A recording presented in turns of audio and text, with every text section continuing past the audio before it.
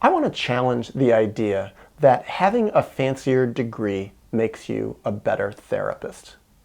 When I first became a therapist, I was a social worker, I noticed in the staff lounge at different clinics where I worked that the psychologists often had a superior attitude toward the social workers. And I wondered, were they better? And then I started realizing, just by looking at them and listening to them, and having been a client with people with all sorts of different degrees, I realized I didn't see any connection between the quality of their work as a therapist and the degree they had.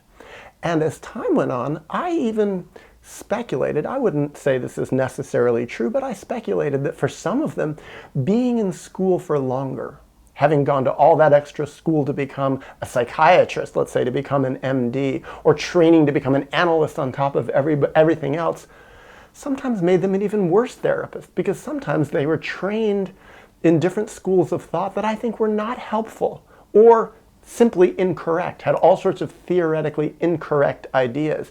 Or they had spent so many years in school that they were actually more distanced from humans and human problems. They weren't actually out there living their lives and going through their own transitions and learning life lessons. Instead, they were learning how to survive in an academic environment.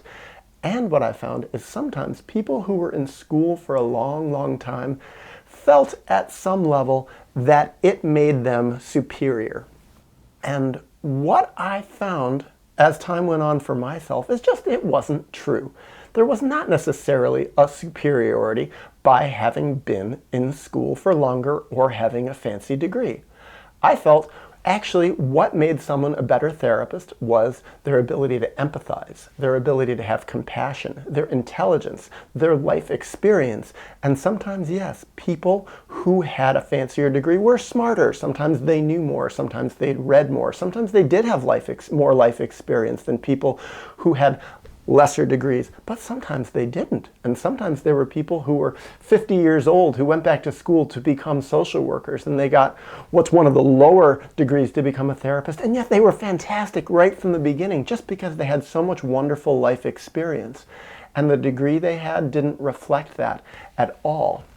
Now, as I contemplate it, I also think, well, sometimes I had clients who did buy into this idea that having a better degree would have made me a better therapist. I had sometimes clients who said to me, "Oh, you're just a social worker? Well, I don't think you can help me at all. I don't think you have the ability to help me with these problems. My problems are too serious." On the other hand, I had other clients who came in and said, "Oh, I've had so many bad experiences with these arrogant psychologists. I don't want any more psychologists. The only people who can help me are social workers because they really understand about social problems." And I thought, well, I know some social workers that really actually are pretty terrible. And I know some psychologists who I think actually are very, very insightful and are wonderful therapists. So for me, what I've found is I actually really don't care what somebody's degree is. Often, actually, I don't even care if they have a degree at all.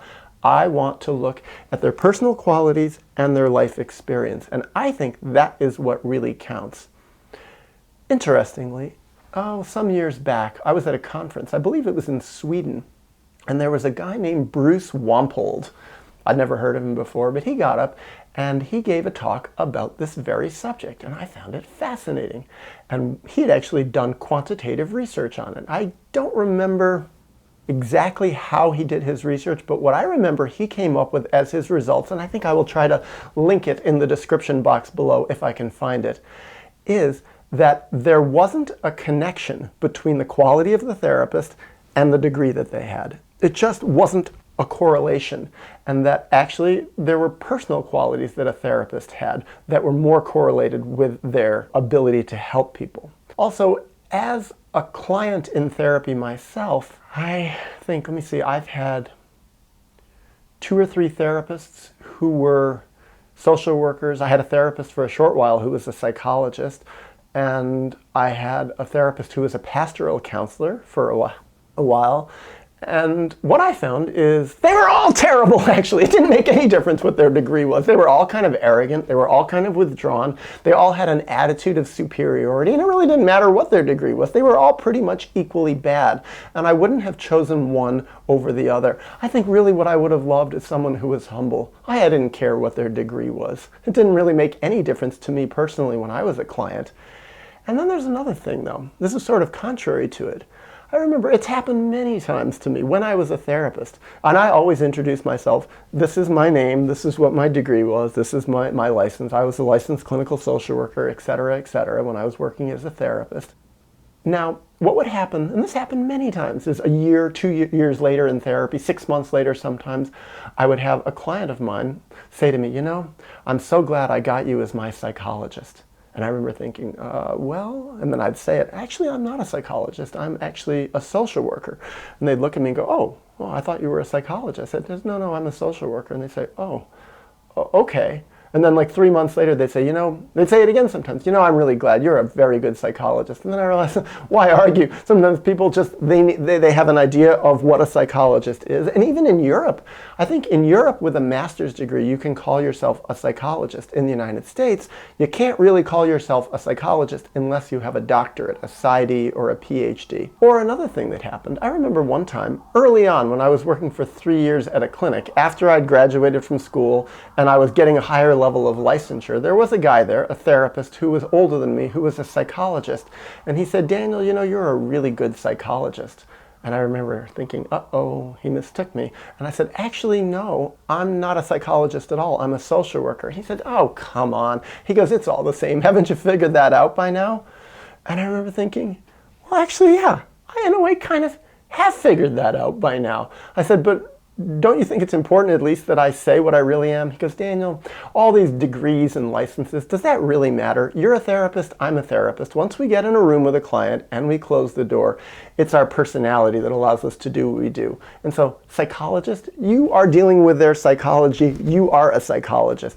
I said, but I don't feel comfortable calling myself a psychologist because that's not my degree. He says, yeah, but when we're talking informally, that's really what you are. You're a psychologist. And I said, well, maybe a more fair thing to say is all of these ideas and all these labels are just kind of silly in a way. They really don't tell that much about how we really are as people and the quality of our work.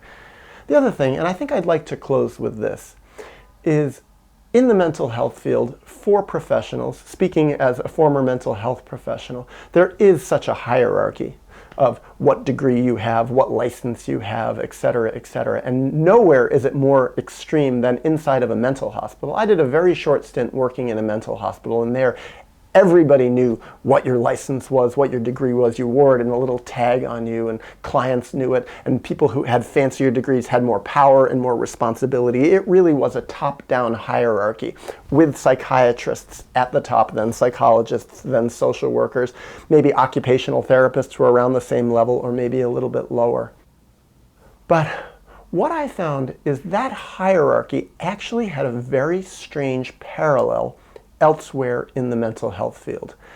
And that parallel was with clients, and that clients had their own hierarchy. And the hierarchy that clients had was their diagnosis.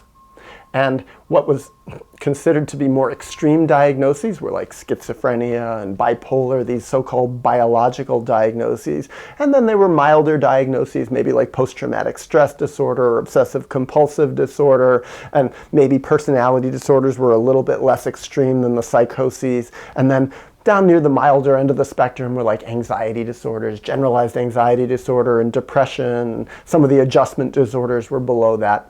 But it was this strict hierarchy, and it was like when therapists would talk about clients, especially in mental hospitals, but even in the mental health field in general, it was sort of like this idea that if you had a more extreme diagnosis, it was harder to solve your problem. If you had a less extreme diagnosis, it was easier to solve your problem. I often saw this with therapists too at clinics. They didn't want to work with people with more extreme diagnoses often. They just wanted to work with lesser people because they were supposedly easier to help.